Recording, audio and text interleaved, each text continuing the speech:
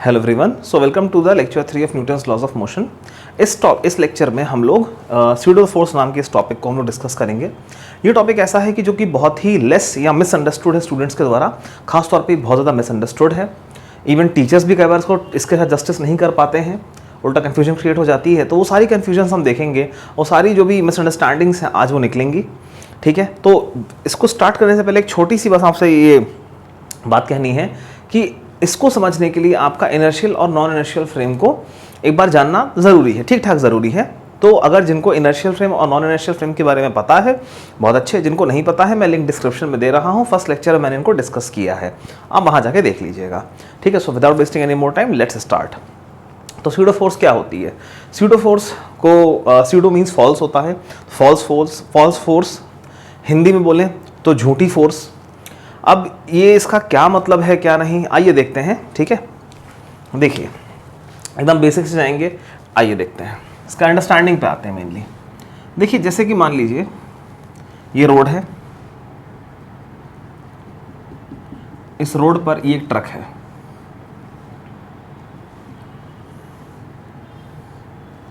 Obviously truck के पहिए भी होंगे।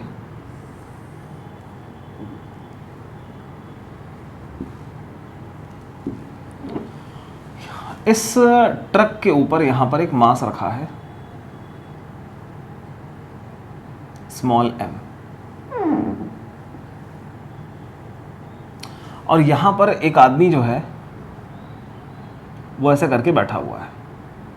उसको ऐसे, उसके हाथ पैर जो हैं ऐसे करके बांध दिए गए हैं वहां पर। ठीक है, अच्छे से उसको हाथ पैरों को बांध दिया गया। क्यों बांधा गया है? बिकॉज जो सरफेस है यहां पर, ये सरफेस जो है इनका μ0 है। μ0 मतलब स्मूथ है या फ्रिक्शनलेस है। अभी हम फ्रिक्शन लेके नहीं चल रहे हैं, फ्रिक्शनलेस सरफेस हमने अज्यूम किया है। अच्छा, फ्रिक्शनलेस है तो फ्रिक्शनलेस होने से क्या होगा मैं समझाता हूँ। ठीक है, देखिए एक पर्सन यहाँ भी खड़ा हुआ है अर्थ पर, यहाँ पे खड़ा हुआ है, और एक पर्सन यहाँ बैठा हुआ है। अब क्या होगा, मान लीजिए ट्रक स्टार्ट होता है। ट्रक जो है वो ए एक्सेलरेशन से आगे की तरफ बढ़ता है।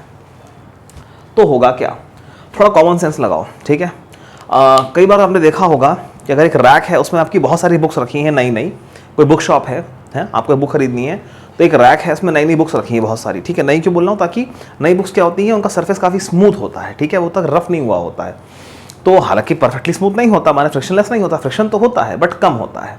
अब जैसे कि मान लीजिए पूरी रैक, एक रैक में जो है बंडल रखा है बुक्स का, है ना, इतना बड़ा। अब मान लीजिए इतनी बुक्स हैं, उसमें से आप अगर यहाँ से कोई बुक निकालते हैं फॉर एग्जांपल, तो क्या होगा, अगर आप यहाँ से एक बुक खींचते हैं जिसका सरफेस काफ़ी स्मूथ हो, ऊपर जो उसके कवर्स होते हैं बहुत ज़्यादा स्लिपरी होते हैं, तो अगर आप बुक पकड़ कर, आपने देखा होगा बुक शॉप में, अगर जो वहाँ पे लड़के होते हैं जब बुक्स को किसी बुक को यूँ खींचते हैं, कभी कभार तो हाथ लगाना पड़ता है बट कभी कभार नहीं लगाना पड़ता है। ऐसे एक बुक पकड़ी, यूँ खींच दी, तो ऊपर का सिस्टम अपने आप नीचे आ जाता है और ये बुक निकल आती है। मतलब जब हम इस बुक को खींचते हैं तो ज़्यादा फ्रिक्शन ना होने की वजह से ऊपर वाला पार्ट एज वेल एज नीचे वाला, फिलहाल ऊपर वाले पे फोकस करते हैं, हमने ये वाला पार्ट बाहर खींच लिया, ये यहीं रहता है, और जब हम इसको पूरा ले लेते हैं तो ये यहीं गिर जाता है। फिलहाल गिरने पे फोकस नहीं करेंगे।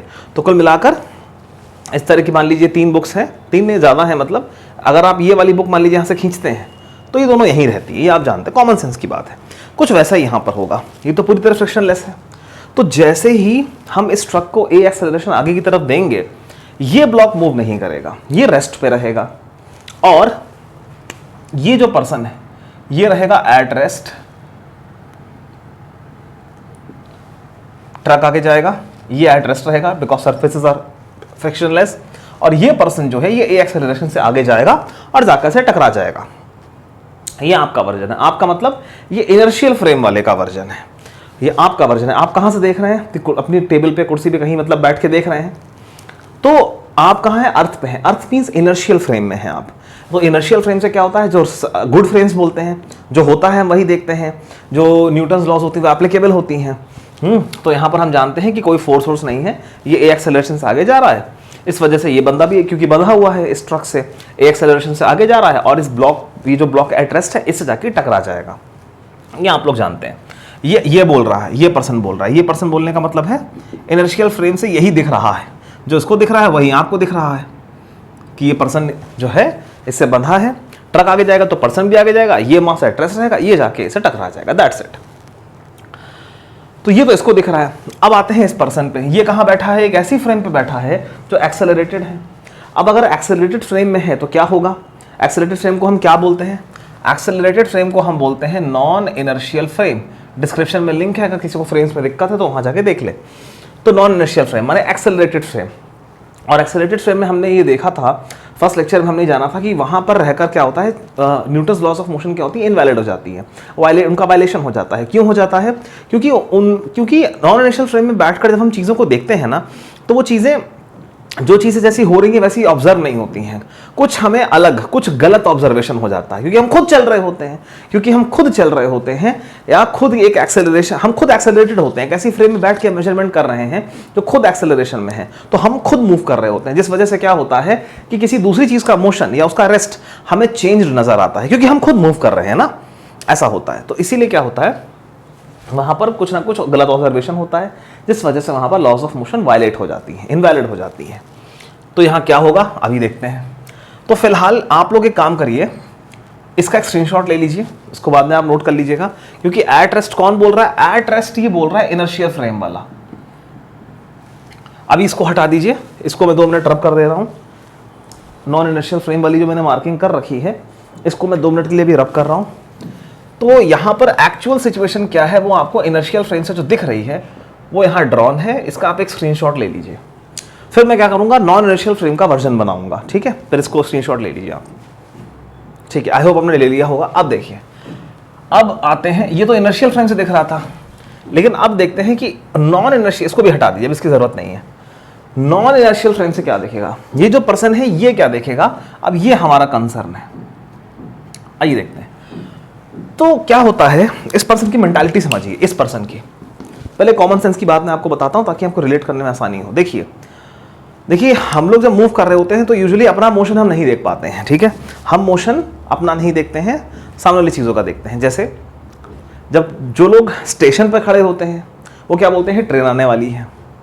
जो ट्रेन जब चल रही होती तो लोग क्या बोलते हैं, कहते हैं भैया देखना जरा प्लेटफॉर्म किस साइड आया, प्लेटफॉर्म इधर आ रहा है कि प्लेटफॉर्म उधर आ रहा है, फलाना शहर निकल गया, ठिकाना आ रहा है। तो वो क्या बोलते हैं, चल वो रहे हैं, बट रिलेटिव मोशन के हिसाब से वो ऐसा ही है, चाहे जो आप किसी को रेस्ट बोलते हैं, किसी को चलता हुआ बोलते हैं। इसीलिए वो क्या बोलते हैं, प्रैक्टिकली वही नहीं कहते हैं कि हम फलाने शहर पहुंचने वाले हैं, बहुत कम लोग ऐसा कहते हैं। ज़्यादातर लोग ये कहते हैं कि फलाना शहर आने वाला है या प्लेटफॉर्म आने वाला है। अच्छा, ऐसे ही क्या होता है, हम लोग प्लेन में होते हैं तो कहते हैं भाई यहाँ से टेक ऑफ हो गया, अब फलाना शहर आने वाला है, वहाँ लैंड करेंगे। तो हम लोग जब चल रहे होते हैं तो क्या होता है कि हम अपने को रुका मानते हैं और सामने और जो प्लेटफॉर्म है उसको चलता हुआ मानते हैं, ऐसा ही होता है। तो वही चीज़ यहाँ पर होगी, ये एक नॉर्मल परसेप्शन है ह्यूमंस का। अब आप यहाँ पर आइए, ये पर्सन जो है ए एक्सेलरेशन से आगे जा रहा है, लेकिन इसको ये नहीं नजर आएगा। आदमी खुद का मोशन नहीं देखता है, जब वो ट्रेन में बैठा होता है या बस में बैठा होता है, नहीं बैठा होता है। वो कहता है प्लेटफॉर्म आने वाला है, सामने वाली चीज आने वाली है। तो इसको अपना, इस पर्सन को जो कि नॉन इनर्शियल, क्योंकि ये नॉन इनर्शियल फ्रेम में बैठा है, इसका ऑब्जर्वेशन गलत हो जाएगा। गलत तो नहीं कहना चाहिए, लेकिन हाँ मतलब उतना प्रॉपर नहीं होगा जितना इनर्शियल फ्रेम से होता है। और इसे क्या लगेगा, ये खुद को रुका हुआ मानेगा। तो क्या होगा, लेकिन क्योंकि इस पर्सन और इस ब्लॉक के बीच की दूरी लगातार कम हो रही है, क्योंकि भाई एक्चुअल में तो ये आगे जा रहा है, इससे लगे या ना लगे, एक्चुअल में तो ये आगे जा रहा है, लेकिन ये क्या कहेगा, ब्लॉक इधर आ रहा है। ठीक वैसे ही जैसे लोग कहते हैं ट्रेन यूं जा रही होती, कहते हैं प्लेटफॉर्म आने वाला है या प्लेटफॉर्म आ रहा है, ठीक वैसे ही ये क्या बोलेगा, जबकि लोग खुद चल रहे होते हैं, ऐसे ही यहां चल रहा है, लेकिन ये अपना मोशन तो देखेगा नहीं। ये क्या बोलेगा कि ब्लॉक आ रहा है। और कितने एक्सेलरेशन से ब्लॉक आएगा, जितने एक्सेलरेशन से ये आगे जा रहा है उतने एक्सेलरेशन से ये मानेगा कि ये ब्लॉक पीछे की तरफ आएगा, इसकी तरफ आएगा। तो इसको तो ये पता ही, देखो ये आगे जा रहा है, ये आप जानते हैं, बट 2 मिनट रुक जाइए और आप इसकी नजरों से देखिए। ये कहेगा मैं यहां रुका हुआ हूं, ये ब्लॉक मुझे मारने आ रहा है, ये जो ब्लॉक है ये सामने से मुझे हिट करने आ रहा है, ठीक है। ये कहेगा मैं रुका हूं और ये ब्लॉक सामने से आ रहा है, एक्सेलरेशन से मुझे मारने। दरअसल ब्लॉक नहीं आ रहा है, ब्लॉक वहीं है, बट इनर्शियल फ्रेम नहीं दिखेगा। नॉन इनर्शियल में आपको तो ये दिखेगा कि आप जाके इसे टकराने वाले हैं, आप मतलब ये आप चल नहीं रहे हैं, आप आगे जा नहीं रहे हैं, ऐसा लगेगा, है ना। तो इसका मतलब ब्लॉक आ रहा है ए एक्सेलरेशन से था। आई होप आप समझ गए, वेरी गुड। तो वो कहेगा चलो भैया न्यूटन सेकंड लॉ लगाते हैं। जब न्यूटन सेकंड लॉ यहां पर लगाएगा तो कहेगा भैया ठीक है, समेशन ऑफ ऑल फोर्सेज या simply F is equals to M A भी लिख दो, हम लोग बहुत सिंपल सिचुएशन लेके चल रहे हैं। तो वो कहेगा चलो ठीक है, आर एच एस की वैल्यू क्या लिखेगा यहाँ पर, मास है, ए है, उसके अकॉर्डिंग मास भी है, एक्सेलरेशन भी है। तो ये बात तो सही है, इनर्शियल में भी सही है, बट क्या इसके पास सचमुच एक्सेलरेशन है? नहीं है। इस ब्लॉक के पास सचमुच एक्सेलरेशन नहीं है, ये रेस्ट पे है। इसको लग रहा है कि इसमें एक्सेलरेशन है, मतलब ये ऑब्जर्वेशन गलत हो गया, ठीक है। तो लेकिन फिर भी अभी हम गलत सही में नहीं जाएंगे, अभी हम इसके अकॉर्डिंग चलेंगे, ठीक है। तो इसके अकॉर्डिंग ए है जो कि रियल में नहीं है। फिर वो कहेगा एलएचएस पे आते हैं, लेफ्ट हैंड साइड पर, ये तो आरएचएस हो गया। अब लेफ्ट हैंड साइड पर आते हैं, अब वो लेफ्ट हैंड साइड, तो अब देखो आरएचएस क्या हो रहा है, एम ए दोनों, तो ये एम ए कितना आ जाएगा, ये आ जाएगा M into A. M A क्या, एम ए का मल्टीप्लीकेशन क्या आएगा, not equal to zero. M भी है ए भी है, तो एम ए का मल्टीप्लीकेशन नॉट जीरो आएगा, एक कोई ना कोई वैल्यू आएगी। लेकिन लेफ्ट हैंड साइड में जब वो देखेगा कि उसे एफ की वैल्यू लिखनी है, तो वो ढूंढेगा कि कौन सी फोर्स है भैया, क्योंकि देखो बस सिंपल करता हूं, एलएचएस आरएचएस छोड़ो, वो ही कहेगा कि ये मास है, इसमें एक्सेलरेशन है, तो यहां पर एक फोर्स होनी चाहिए जिसका मल्टीप्लिकेशन m इंटू ए होना चाहिए। भाई m है, a है, तो m times A, the multiplication of mass into acceleration, यहां पर एक फोर्स आनी चाहिए। अब वो यूं झांक के देखेगा, अरे भाई फोर्स तो नजर आ ही नहीं रही है। हाँ और क्या, कोई फोर्स होगी तो नजर आएगी ना, सोच के देखो, 2 मिनट हॉल्ट लो, सोच के देखो। भाई इसने कहा m है, a है, इसके अकॉर्डिंग तो a सच में है ना, जबकि वो वहां नहीं है, लेकिन ठीक है इसके अकॉर्डिंग है। तो वो एक कह रहा है m है, a है, तो मास इनटू एक्सेलरेशन क्या आ गया, फोर्स की वैल्यू आ गई, तो कहेगा m a आ गया, m a नॉट जीरो आ रहा है, दैट मींस यहां पर एक फोर्स होनी चाहिए, लेकिन फोर्स तो सचमुच उसे दिखेगी नहीं, फोर्स यहां एक्चुअल में उसको नजर नहीं आएगी क्योंकि फोर्स तो है ही नहीं। तो कहेगा ये क्या गड़बड़ है, ये जीरो आ रहा है और ये नॉट इक्वल टू जीरो आ रहा है, ये क्या लोचा है कि LHS ये नॉट इक्वल, ये इक्वल टू जीरो है क्योंकि उसे कोई फोर्स नजर नहीं आ रही है। तो LHS आ रहा है जीरो क्योंकि उसे कोई फोर्स नजर नहीं आ रही है।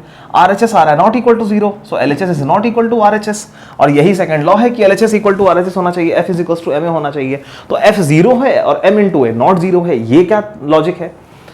तो इसी को बोलते हैं, ये जो सामने आपके हुआ इस बॉक्स में, यही है वायलेशन ऑफ न्यूटन्स लॉज या Newton second law in non inertial frame. Non inertial frame में इसी को वायलेशन बोलते हैं कि m इंटू ए आप कर रहे हो तो वो जो वैल्यू आ रही है और जो फोर्स की वैल्यू है वो मैच नहीं कर रही है। ये मैंने सिंपल केस लिया है जहां पर फोर्स की वैल्यू जीरो है और मास इंटू एक्सेलरेशन की जो वैल्यू है वो नॉन जीरो है, यहां पे ये मैच नहीं कर रहे हैं और यही सेकंड लॉ है, यही वायलेशन ऑफ सेकंड लॉ है, ठीक है।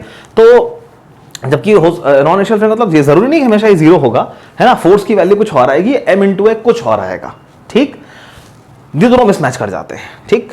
तो सेकंड लॉ वायलेट हो गई, इसी को कहते हैं violation of Newton second law. अब लेकिन वही बात है कि कहे इसको तो भाई इसको ये पता होना चाहिए ना कि ये गलत फ्रेम में बैठा है, इसको तो ये पता होना चाहिए ना कि गलत फ्रेम में बैठा है ना। आपको पता है कि नॉन इनर्शियल फ्रेम है, ये बंदा नॉन इनर्शियल फ्रेम में बैठा है, इसीलिए न्यूटन सेकंड लॉ जो है वो वायलेट हो रही है। हाँ आइए, आपको पता है, इसको तो पता नहीं है ना कि नॉन इनर्शियल फ्रेम में बैठा है, इसके अकॉर्डिंग तो कोई वायलेशन नहीं, ये वायलेशन तो हो ही नहीं सकता ना, इसको थोड़ी ना पता है कि नॉन इनर्शियल फ्रेम है। सोच के देखो इसके अकॉर्डिंग क्या उसको समझ ही नहीं आ रहा क्या गड़बड़ हो रही है। आपको पता है कि नॉन इनर्शियल फ्रेम में बैठा है इसलिए सेकंड लॉ वायलेट हो रही है, इसको तो नहीं समझ में आ रहा। इसके अकॉर्डिंग तो ये सिर्फ चुपचाप बैठा है, सामने एक मास है, ए एक्सेलरेशन से आ रहा है, तो जरूर उसे कोई पुश कर रहा होगा, पुश करने वाला से दिख नहीं रहा है, तो कंफ्यूज हो जाएगा। उसको ये नहीं पता है कि वो नॉन इनर्शियल फ्रेम में है, तो इसके लिए वो एक बहुत ज्यादा बड़ी रियलिटी है कि नहीं ये तो सच है कि यहाँ पर एक फोर्स होनी चाहिए। तो कहेगा यार सेकंड, उसको तो नहीं पता ना कि नॉन इनर्शियल फ्रेम है, तो ये कहेगा यार सेकंड लॉ गलत तो हो नहीं सकती, वो तो कभी गलत नहीं हो सकती, भले ही मुझे फोर्स, क्या कहेगा अपने, क्योंकि उसने एक फॉल्स ऑब्जर्वेशन देखा, तो उस फॉल्स ऑब्जर्वेशन को वो सही समझ रहा है, तो उसको जस्टिफाई करने के लिए वो क्या करेगा, कुछ फॉल्स रीजंस देगा। बहुत ध्यान सुनना, क्योंकि सबसे इंपॉर्टेंट पॉइंट, क्योंकि उसने एक फॉल्स ऑब्जर्वेशन किया है। स्टेप 1, उसने पहली गलती क्या कर दी, फॉल्स ऑब्जर्वेशन कर दिया। अब इस फॉल्स ऑब्जर्वेशन को जो है जस्टिफाई करने के लिए, है ना, to justify his false observation, justify मतलब किसी ना किसी तरह सेकेंड लॉ को वो सही करना चाहेगा, हाँ, क्योंकि उसको तो नहीं पता ना कि नॉन इनर्शियल फ्रेम में है, तो सेकंड लॉ तो सही आनी चाहिए। अब उससे मतलब कुछ गलती हो रही है, तो क्या करेगा, उस गलती को छुपाने के लिए, उस गलती को सही करने के लिए, उस गलती को जस्टिफाई तो नहीं कहेंगे, उस गलती को ठीक करने के लिए, ताकि उसका गलती को ठीक करेगा मींस फॉल्स ऑब्जर्वेशन को जस्टिफाई करेगा। तो justify his false observation, that is to validate, validate मतलब सही करके, वैलिडेट न्यूटन सेकेंड लॉ। क्या करेगा, वैलिडेट न्यूटन सेकेंड लॉ, उसको सही करने के लिए, उसको सही अप्लाई करने के लिए, ही और she will imagine a force, he will imagine a force, और इसी इमेजिनरी फोर्स को हम बोलते हैं सूडो फोर्स, क्योंकि ये है ही false. He will imagine a force, मतलब he will imagine a force का मतलब एक फॉल्स फोर्स वो इमेजिन करेगा। वह इमेजिन किया ना, रियल में तो वहां कोई फोर्स है नहीं, तो एक अपने फॉल्स ऑब्जर्वेशन को जस्टिफाई करने के लिए, क्योंकि वहां कोई फोर्स नहीं है, तो अब उसको जस्टिफाई करना है, ऑब्जर्वेशन गलत हो गया, इस फॉल्स ऑब्जर्वेशन को जस्टिफाई करने के लिए वो एक फोर्स इमेजिन करेगा, और इस इमेजिनरी फोर्स को हम बोलते हैं pseudo force. So this imaginary force is known as, this imaginary force is known as pseudo force, pseudo force, क्योंकि सही में नहीं है। उसने अपने फॉल्स ऑब्जर्वेशन को, जो वो फॉल्स ऑब्जर्वेशन कर रहा है, उसको तो पता नहीं कि वो फॉल्स है, उसको जस्टिफाई करके सेकंड लॉ को सही से लगाने के लिए, अपनी इक्वेशन को ठीक करने के लिए, वो जिस फोर्स को इमेजिन करेगा उसको हम बोलते हैं सूडो फोर्स। एक बार फिर से लास्ट टाइम रिपीट कर रहा हूं, क्योंकि उसने ऑब्जर्वेशन गलत लिया है, उसको फॉल्स ऑब्जर्वेशन हुआ है, उस फॉल्स ऑब्जर्वेशन को जस्टिफाई करने के लिए और साथ ही साथ सेकंड लॉ को सही से अप्लाई करने के लिए, माने अपनी सेकंड लॉ इक्वेशन को ठीक करने के लिए, वो एक फोर्स को इमेजिन करेगा। वो है नहीं, उसको पता है नहीं, उसको भी पता है नहीं है, वो जस्ट इमेजिन करेगा कि वहां पे एक फोर्स है, और उस फोर्स को हम बोलेंगे सूडो फोर्स। इस फोर्स को वो कहां इमेजिन करेगा, इस फोर्स को वो यहां पे इमेजिन करेगा। ये वो इमेजिनरी फोर्स है, ठीक है, जिसको वो यहां पर इमेजिन करेगा। उसको भी नहीं दिख रही है, वो सिर्फ m इंटू ए देख रहा है, लेकिन m इंटू ए बराबर कोई तो f होना चाहिए, वो f उसको नजर नहीं आ रहा, तो वो उस f को इमेजिन कर लेगा, क्योंकि उसके अकॉर्डिंग अगर वो f को इमेजिन नहीं करता है तो फिर वो इक्वेशन को ठीक कैसे करेगा, ठीक है ना। सो ये सारी चीज है। तो वही मैं कह रहा था, उसको फोर्स नजर नहीं आ रही है, उसको भी पता है वो वहां नहीं है, उसको भी पता है कि ये फोर्स वहां नहीं है, लेकिन अपनी इक्वेशन को ठीक करने के लिए वो इस फोर्स को इमेजिन करके यहां पर अप्लाई कर देगा, और क्योंकि उसने ये इमेजिन किया है इसीलिए इसको स्यूडो फोर्स कहते हैं, क्योंकि सचमुच वहां अवेलेबल नहीं। I hope you are getting the point.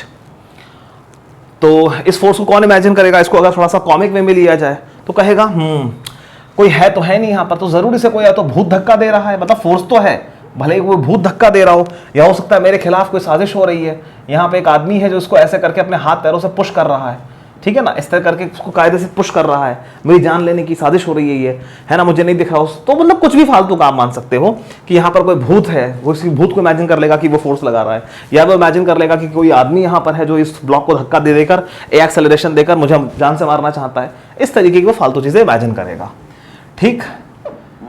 भूत भी, वही भूत वाली बात समझ सकते हो। तो ये जो एक फॉल्स जस्टिफिकेशन उसने, सॉरी, अपने फॉल्स ऑब्जर्वेशन को जस्टिफाई करने के लिए जो उसने फोर्स जो है इमेजिन करी है, इसको सूडो फोर्स बोलते हैं। तो सबसे पहली बात, वो फॉल्स ऑब्जर्वेशन करेगा और उसको जस्टिफाई करके अपनी न्यूटन सेकेंड लॉ को वैलिडेट करना, मतलब अपनी न्यूटन्स लॉ, अपनी न्यूटन सेकेंड लॉ इक्वेशन को ठीक करने के लिए वो जिस फोर्स को इमेजिन करेगा, जिस करेक्शन फैक्टर को इमेजिन करेगा, उसको सूडो फोर्स बोलते हैं। तो आई होप आप ये समझ गए हैं। इसके पहले कि मैं साइड हूँ और आप इसको नोट करें, मैं एक बात आपसे कहना चाहता हूँ, वो ये कि अभी तो मैं इसके क्वेश्चंस लगाने जा रहा हूँ, ठीक है, आपके लिए जो ज़रूरी हैं, जो स्यूडो के साथ लगवाए जाते हैं, वो लगवाने जा रहा हूँ आपको, ठीक है। क्वेश्चन लेक्चर बहुत ज़्यादा मैं इसमें नहीं ले जाऊँगा, जितना ज़रूरी उतना भी क्लास रजिस्ट्रेशन दूंगा। एक ज़रूरी बात मैं आपको यहाँ बताना चाहता हूँ कि स्यूडो फोर्स जो सबसे major type of pseudo force आपके सिलेबस में है, सबसे इंपॉर्टेंट स्यूडो फोर्स आपके सिलेबस में है, जो कि मतलब जहां, और सचमुच में वहीं पर आप जाकर सचमुच स्यूडो का मतलब समझ पाएंगे, वो है सेंट्रीफ्यूगल फोर्स, जो कि आएगी इस चैप्टर के बाद वाले के नेक्स्ट चैप्टर में। मींस इसके बाद हम फ्रिक्शन पढ़ेंगे, फ्रिक्शन के बाद सर्कुलर मोशन पढ़ेंगे, सर्कुलर मोशन में आप सेंट्रीफ्यूगल फोर्स के बारे में पढ़ेंगे, जो कि एक स्यूडो फोर्स है, और वहां पर स्यूडो के प्रॉपर एप्लीकेशन होंगे और वहां पे खूब सारे क्वेश्चंस होंगे। Proper application of pseudo force will be in circular motion, not in this chapter.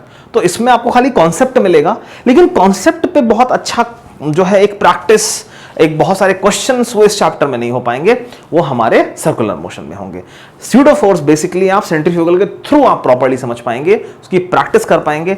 अभी सिर्फ एक होता नहीं, बस क्लास इलस्ट्रेशन से आपको एक कॉन्सेप्ट डिलीवर हो जाएगा, ठीक है। साइड होकर नोट करने से पहले एक चीज और बता दूं, एक बहुत कॉमन सेंस की बात देखो कि आप जिस नॉन इनिशियल फ्रेम में बैठे होते हैं और फ्रेम का जो एक्सेलरेशन होता है, स्यूडो फोर्स उसके उलट लगती है, ये देखो नोटिस करो। और स्यूडो फोर्स की वैल्यू क्या आ रही है, वो तो m इंटू ए ही आ रही है, ठीक। तो स्यूडो फोर्स की वैल्यू क्या है, अब देखो, अब ये इसको वैलिडेट कर लेगा, अभी मैंने इसको मिटाया नहीं है, ये तो वायलेशन था ना। वैलिडेशन कैसे हो जाएगा, अब उसने f इमेजिन कर लिया तो ये जीरो नहीं रहा, ठीक है। इसको पहले जीरो करना, बाद में हटाना, तो अब ये जीरो नहीं रहेगा, तो ये नॉट जीरो, ठीक है। तो ये अब f उसने इमेजिन कर ली, तो मान लो उसने 5 न्यूटन इमेजिन किया, तो 5 newton is not equal to zero, तो अब सही हो गया। तो इस तरह वैलिडेट कर लेगा। तो फिलहाल मैं अभी यहां जीरो ही लिख रहा हूं। तो कॉमन सेंस की बात देखो, जिस फ्रेम में आप बैठे होते हैं उसका जिधर एक्सेलरेशन होता है, स्यूडो फोर्स हमेशा उसके रिवर्स में लगती है और उसकी वैल्यू m इंटू ए होती है।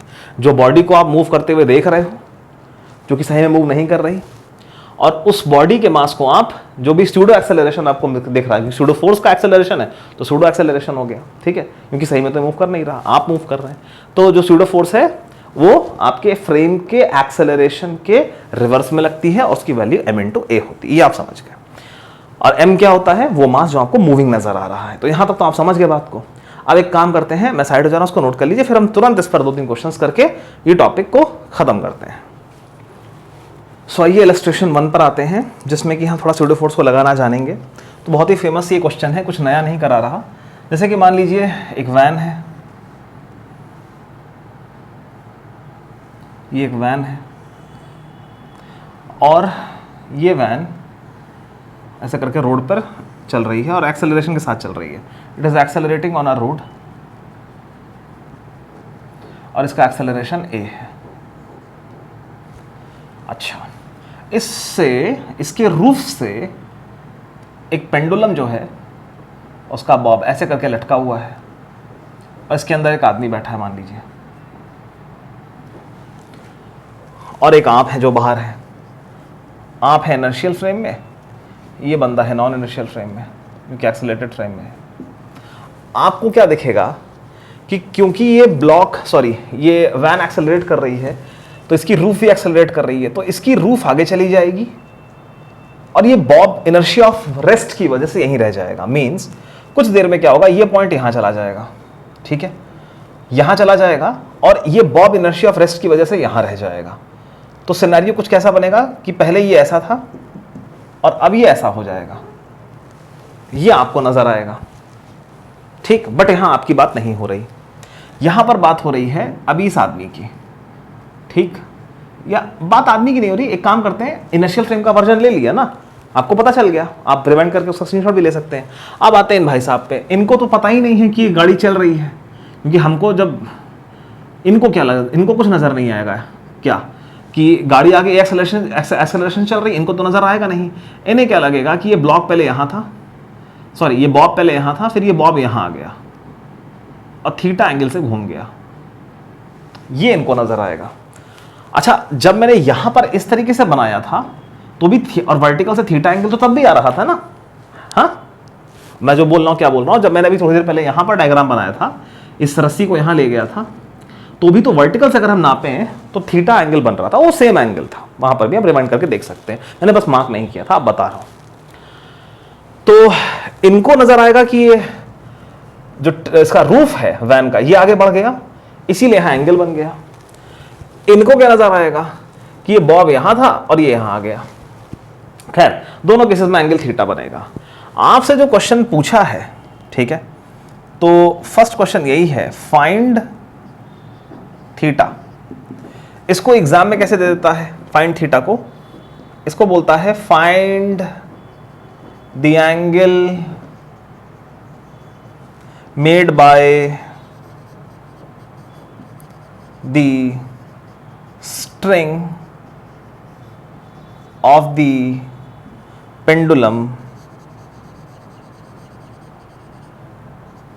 with the vertical। इस तरह से क्वेश्चन देता है, वही थीटा ही पूछ रहा है। आइए थीटा जरा हम लोग फाइंड कर लेते हैं, ठीक है। मैं इस डायग्राम को थोड़ा सा यहाँ जूम करके बनाता हूँ। तो जैसे ये रूफ को मैं यहाँ से रिजिड रूफ दिखा दे रहा हूँ, तो पहले बॉब कैसा था,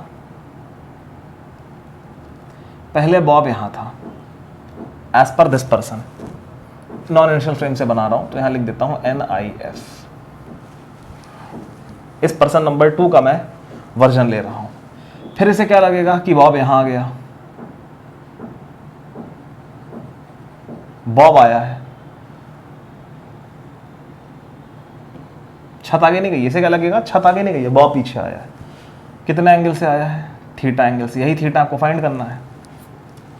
अब ये बोलेगा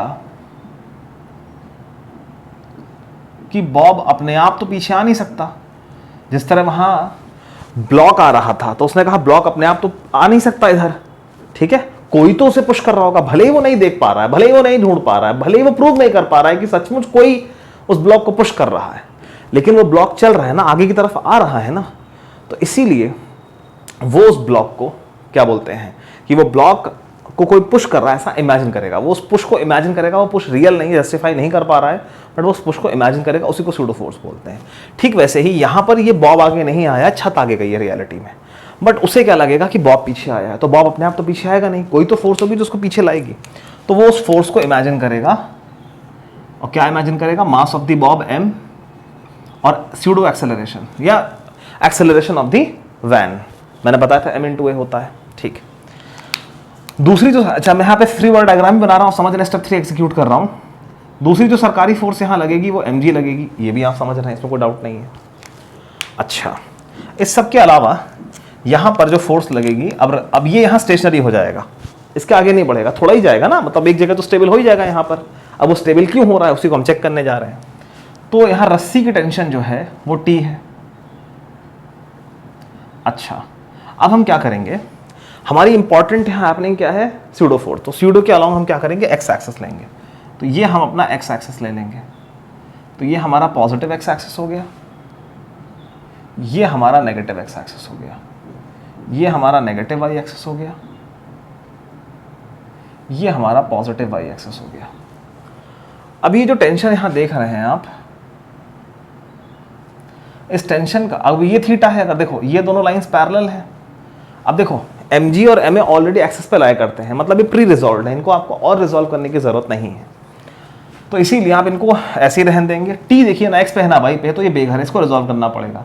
तो t के 2 कंपोनेंट आएंगे। अब पहले कंपोनेंट से पहले समझिए, ये और ये लाइन पैरेलल है, तो ये टेंशन वाली लाइन ट्रांसवर्सल है, तो ये थीटा, तो ये भी थीटा। प्रॉपर्टी कौन सी लगेगी, ऑल्टरनेट एंगल प्रॉपर्टी। अब इस t के 2 कंपोनेंट आएंगे, एक कंपोनेंट यहाँ आएगा हॉरिजॉन्टल में,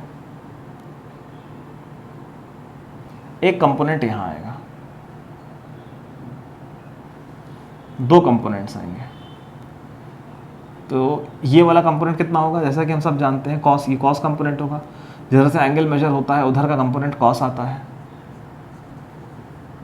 टी कॉस थीटा, और जो इधर वाला कंपोनेंट आता है ये आएगा टी साइन थीटा। आप समझ रहे हैं। अब देखिए, क्योंकि ये इक्विलिब्रियम में है, इक्विलिब्रियम मतलब जो x में जो जितनी फोर्सेस होंगी, कोई चीज़ इक्विलिब्रियम में कब होती है, जैसे ये मार्कर देखिए, मैं इस मार्कर पे अगर 5 न्यूटन फोर्स ऊपर लगाऊं और 5 नीचे लगाऊं, 5 ऊपर लगाऊं 5 नीचे लगाऊं, तो क्या ये कहीं मूव करेगा, क्या ये ऊपर मूव करेगा, नहीं। क्या ये नीचे मूव करेगा, नहीं, ये यहीं रहेगा। लेकिन अगर मैं ये 5 हटा दूं तुरंत ऊपर मूव कर जाएगा। मीन्स कहने का क्या कि अगर x और y में अगर आपके 2 दोस्त आपको बराबर ताकत से खींच रहे हैं अपोजिट डायरेक्शन में, तो आप यहीं रहने वाले हैं। ठीक वैसे ही यहाँ पर x में भी ऐसा ही हो रहा है, y में भी ऐसा ही हो रहा है, तभी ना ये x में मूव कर रहा है ना y में मूव कर रहा है। तो हम यहाँ इक्वेशंस लिखेंगे, क्या लिखेंगे, x इक्विलिब्रियम।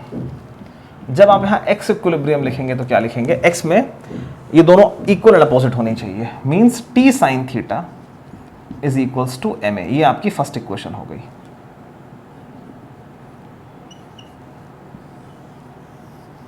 दूसरा है y equilibrium, t cos theta is equals to mg। तो ये आपकी फर्स्ट इक्वेशन हो गई, ये आपकी सेकंड इक्वेशन हो गई। अब उसने आपसे एंगल पूछा, एंगल पूछा मतलब t 2 वेरिएबल्स है, थीटा और t। थीटा उसने कहा है कि आपको निकालना है, तो थीटा आप प्रिजर्व करेंगे, टी को हटा देंगे। टी को हटाने के लिए बेस्ट ऑप्शन क्या है, आप इक्वेशन 1 अपॉन इक्वेशन 2 कर दें, तो क्या हो जाएगा यहाँ पर, T sine theta upon T cos theta is equals to M A upon M G. M से एम कट गया, टी से टी कट गया। तो यहाँ पे आप देख सकते हैं कि जो tan थीटा की वैल्यू आ रही है वो कितनी आ रही है, a/g। ये आपका सबसे इंपॉर्टेंट रिजल्ट आया, और आंसर भी वैसे देखा जाए तो आ चुका है, बट थोड़ा सा इसको हम और आगे बढ़ाएंगे। कैसे, मैं समझाता हूँ। ये क्वेश्चन आपसे इस फिगर में आपसे 3 तरह से क्वेश्चन पूछे जा सकते हैं, मैं तीनों को यहाँ लिख दे रहा हूँ। सबसे पहले आपसे पूछा जा सकता है एंगल, तो एंगल तो आपने देख ही लिया, थीटा क्या हो जाएगा, tan इनवर्स a/g, इसमें तो कोई डाउट नहीं है। दूसरी चीज आपसे क्या पूछी जा सकती है कि इसका एक्सेलरेशन बताइए, हाँ, a की वैल्यू बताइए, अगर थीटा एंगल बनना है तो। इसमें क्या है, उसने देखिए फर्स्ट केस में a दे देगा और थीटा पूछेगा, मैं यहाँ पे मार्क कर दे रहा हूँ, a इज गिवन और थीटा पूछेगा। दूसरे केस में आपको कह देगा थीटा एंगल है, a बताइए, तो क्या कर देंगे आप, a is equals to G tan theta. इसमें उसने क्या किया है, थीटा आपको दे दिया है, यहाँ a दिया था, थीटा पूछा था, थीटा दिया है, a पूछ लेगा। दूसरा वे ये हो जाएगा। तीसरे पर आइए, तीसरे पे वो आपसे पूछेगा कि टेंशन की वैल्यू बताओ, टेंशन की। तो t की वैल्यू आप ma अपॉन साइन थीटा लिख सकते हैं या mg अपॉन कॉस थीटा लिख सकते हैं, बट प्रेफर आप करेंगे सेकंड इक्वेशन से कि t की वैल्यू को आप लिखेंगे mg अपॉन कॉस थीटा। क्यों, देखिए m नोन होता है, g तो एक कांस्टेंट है, a भले ही उसने दे दिया हो, अगर दिया है तो कोई दिक्कत नहीं है, बट फिर भी ये हमेशा के लिए ज्यादा सही रहेगा। क्यों, क्योंकि देखिए g एक कांस्टेंट है, वो पहले से पता रहता है, a पता है नहीं पता है, इसमें क्लॉज है, but g is ever known, और मास तो वो देगा ही देगा, मैम तो दोनों के लिए बराबर ही है। तो इंस्टेड ऑफ a हम यहाँ अगर g रख दें तो mg अपॉन कॉस थीटा थोड़ा ज्यादा सही रहता है, ज्यादा मेक सेंस करता है, ठीक है ना, क्योंकि g यहाँ एक नोन है। तो इस तरह से 3 क्वेश्चन फ्रेम हो सकते हैं, तीनों मैं आपको करा दिए। तो आई होप आप समझ गए होंगे कि क्वेश्चन कैसे हो रहे हैं। इस पे एक क्वेश्चन मैं और करता हूँ इंक्लाइन प्लेन वाला, फिर इस लेक्चर को वाइंड अप करते हैं, थोड़ा छोटा ही रहेगा एज कम्पेयर टू बाकी। तो इसको आप नोट कर लें अच्छे से, मैं साइड हो जा रहा हूँ।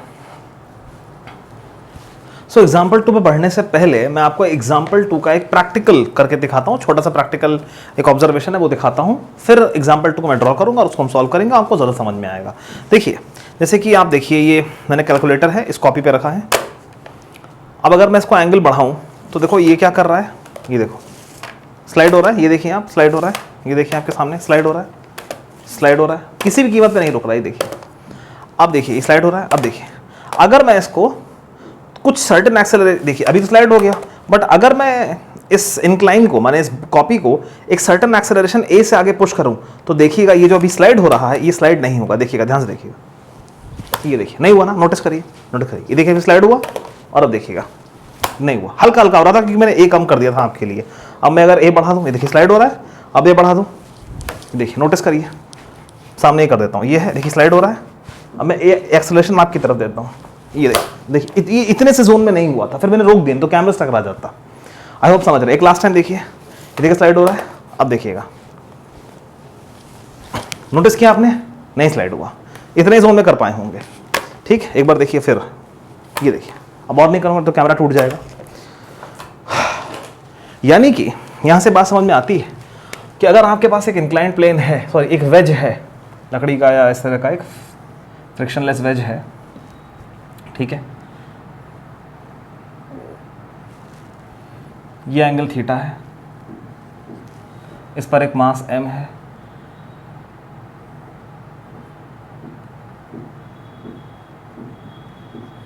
अगर इस वेज को एक a एक्सेलरेशन आगे की तरफ दिया जाए, अभी आपने देखा तो ये ब्लॉक नीचे की तरफ, क्योंकि फ्रिक्शनलेस है, अगर हम a नहीं देंगे तो g साइन थीटा से नीचे आएगा जो हम पढ़ चुके हैं। बट अगर एक a एक्सेलरेशन इधर दे दें तो ये नहीं गिरता है। तो क्यों नहीं गिरता है, अगर हम यहाँ बैठ के देखें, अगर हम इस फ्रेम पे बैठ के यहाँ पर बैठ के देखें तो हमें क्या लगेगा कि इस पर एक सूडो फोर्स पीछे की तरफ आ रही है जो कि इसको गिरने से बचा रही है। ये देखिए एक सूडो फोर्स इस पर पीछे की तरफ आ रही है, यही तो हमने पढ़ा है, इधर तो सूडो फोर्स इधर। अच्छा, दूसरा जो सरकारी फोर्स है इसका मास, सॉरी इसका वेट mg नीचे लगेगा, इसमें कोई डाउट नहीं है। अच्छा, और नॉर्मल तो हमेशा इधर लगता ही लगता है, इसमें भी कोई डाउट नहीं है। अब सुनिए, ये 3 ही फोर्स हैं। ये मैंने फिगर डायग्राम बना दिया। स्टेप 1 क्या था, मुझे सिस्टम डिसाइड करना था, मैंने सिस्टम मास को डिसाइड किया, ना कि वेज को। सेकंड केस में बनाना नहीं था, सेकंड केस में बार बनाना नहीं होता है, सेकंड स्टेप सॉरी एग्जीक्यूट करना नहीं होता है। स्टेप 3 मैंने यहाँ ड्रॉ करके सारी फोर्सेस बना दी। अब देखो ध्यान से, जैसा मैं पहले ही बता चुका हूँ एक आध वीडियो में, कि जब ब्लॉक हमारा यूँ स्लाइड करता है तो हमारे लिए ये जो है एक्सेस इंपॉर्टेंट होती है, क्योंकि हमारी इंपॉर्टेंट हैपनिंग यानी कि ब्लॉक की स्लाइडिंग इस एक्सेस में हो रही है। तो उधर हम पॉजिटिव एक्स, इधर हम नेगेटिव एक्स लेते हैं। बट यहाँ पर इस डायरेक्शन में कोई इंपॉर्टेंट हैपनिंग नहीं हो रही है, इसीलिए हमारे लिए फिलहाल ये डायरेक्शन जो कि पैरेलल टू द इंक्लाइन है, ये वेस्ट है, किसी काम की नहीं है। पैरेलल टू द इंक्लाइन कुछ नहीं हो रहा है, वहाँ हो रहा था जब स्लाइड नहीं हो रहा, तो ये एक्सेस किसी काम की नहीं है, इसीलिए हम एक्स एक्सेस यहाँ नहीं लेंगे। उल्टा हमारी इस बार की जो इंपॉर्टेंट हैपनिंग है वो है ये हमारी सूडो फोर्स। तो इसीलिए सूडो फोर्स जिधर है वो हमारी एक इंपॉर्टेंट हैपनिंग है, तो हम अपने एक्स एक्सेस और अपनी जो वाई एक्सेस है, जो एक्स एक्सेस है वो हम किधर लेंगे, एम ए के अलॉन्ग लेंगे, ई एक्स प्लस ई एक्स माइनस, और तो एक्स प्लस और एक्स माइनस हो गया। अब इसके परपेंडिकुलर हमारी वाई तो बनेगी ही बनेगी, ऑब्वियस सी बात है। तो ये हमारी वाई एक्सेस हो गई, ये वाई प्लस ये वाई माइनस। अब आइए, हम बहुत बेसिक ज्योमेट्री से प्रूव कर सकते हैं कि अगर ये थीटा तो ये भी थीटा। फिलहाल मैं उसमें नहीं जा रहा, किसी को डाउट है तो बता दे, मैं किसी और वीडियो में बना के दिखा दूंगा। थोड़ा फिगर खराब हो जाएगा और ध्यान हमारा ज्योमेट्री पे चला जाएगा मैकेनिक्स के बजाय, इसीलिए मैं इसको यहाँ प्रूव नहीं कर रहा। बट अगर ये थीटा है तो उसको हम इजीली प्रूव कर सकते हैं कि ये भी थीटा है। अच्छा, तो भैया ये एम ए ऑलरेडी रिजॉल्व है, अपनी एक्सेस पे है, एम जी भी ऑलरेडी रिजॉल्व है, वाई एक्सेस पे है। जो ये नॉर्मल है ये रिजॉल्व नहीं है, ये बेघर है, तो इसको घर पे लाएंगे, एन के 2 कंपोनेंट्स करेंगे। तो एन के 2 कंपोनेंट्स यहाँ क्या होंगे, एक तो इधर, दूसरा इधर। तो वो जो एन के 2 कंपोनेंट्स आएंगे वो क्या आएंगे, इधर आएगा एन साइन थीटा, और इधर आएगा जिधर से एंगल मेजर होता है, जिस साइड से, उस साइड का कंपोनेंट कॉस कंपोनेंट होता है। तो ये क्या आ जाएगा, एन कॉस थीटा, ठीक, N sine theta N cos theta. I hope आप समझ रहे हैं, कोई डाउट इसमें आपको नहीं आ रहा। तो वही बात है, फिर से जैसे अभी हमने पिछले प्रॉब्लम में किया था, एक्स इक्विलिब्रियम और वाई इक्विलिब्रियम हम लोग यहाँ लिख देंगे। तो यहाँ पर देखते हैं, तो एक्स इक्विलिब्रियम हमारा क्या होगा, सीधे, क्योंकि रुका हुआ है तो इसीलिए समेशन वगैरह लगाने से अच्छा है, वो भी उससे भी सेम आंसर आएगा, स्लाइटली लेंदी जाएगा, तो खाली इक्विलिब्रियम लगा दो। तो एन साइन थीटा किसके बराबर आ रहा है, एम ए के, दोनों यूं करके बराबर है, इसीलिए ब्लॉक एक्स में नहीं मूव करेगा। अब आते हैं वाई इक्विलिब्रियम पे, एन कॉस थीटा किसके बराबर हो जाएगा, एम जी के। ये हमारा सेकेंड इक्वेशन हो गई। अब यहाँ से अगर आपसे थीटा पूछा जाए तो क्या करेंगे, इक्वेशन 1 अपॉन इक्वेशन 2 कर देंगे। तो n sine theta upon n cos theta is equals to M A upon M g. देखिए सेम चीज़ आ रही है, tan theta is equals to a by g. यानी कि अगर आपको एंगल पूछा जाए ए देकर, अगर ए दिया जाए और एंगल पूछा जाए तो क्या हो जाएगा, tan इनवर्स ए बाय जी। अगर आपसे ये कह दिया जाए कि ए दिया है थीटा बताइए, तो ये हो जाएगा। अब हम आते हैं सेकंड वाले पर। अगर आपसे पूछा जाए, अगर आपको जी दे दिया जाए, ये तब है जब आपको ए दे दिया जाए एंड थीटा पूछा जाए। दूसरे केस में आते हैं, अब आपको क्या, अगर आपसे पूछा जाए कि अगर आपको थीटा दे दिया जाए तो ए पूछा जाए, तो ए क्या हो जाएगा, जी टैन थीटा। इसमें क्या करा गया है, आपको थीटा दिया गया था और ए पूछा गया था कि वेज का एंगल थीटा गिवन है, बताइए कितने एक्सेलरेशन से हम उसको चलाएं कि ब्लॉक ना गिरे। फिर से सुनिए, थीटा गिवन होने का मतलब है कि थीटा एंगल का वेज है, उस वेज को हम कितने एक्सेलरेशन से चलाएं कि ब्लॉक स्लिप ना करे। तो उसका आंसर है a is equals to g tan theta. मैं इस क्वेश्चन पे इतना फोकस क्यों कर रहा हूँ, क्योंकि जितना मुझे अभी याद आ रहा है कि ये नीट 2018 में एज इट इज आया था, as it is without data change. ठीक। और ये AI EEE का मतलब पहले AI EEE जेईई मेंस को बोलते थे, 2005 में as it is without data change आया है, एज इट इज। आप देख सकते हैं कितना आसान है। थर्ड, अगर आपसे कोई नॉर्मल पूछ ले तो आप क्या करेंगे? फिर वही बात, प्रेफर आप इसको ना करके इसको करेंगे, क्योंकि ए भले गिवन हो बट फिर भी जी एक परमानेंट कांस्टेंट है, तो ज़्यादा सही रहेगा कि अगर आप mg/cos थीटा कर दें। तो ये आपका थर्ड आंसर हो गया। तो इस इलस्ट्रेशन 2 ओवर हो गया, और फिलहाल के लिए हम स्यूडो फोर्स में इतना ही रखेंगे। किसी को कोई डाउट है तो कमेंट्स करके बता दें। और एक बात आपको वापस याद दिलाना चाहूँगा कि स्यूडो फोर्स अभी सिर्फ आपको कॉन्सेप्ट डिलीवर करा गया है। स्यूडो फोर्स एक्चुअल में उभर के निखर के आपके सर्कुलर मोशन में सेंट्रीफ्यूगल फोर्स के फॉर्म में आई है।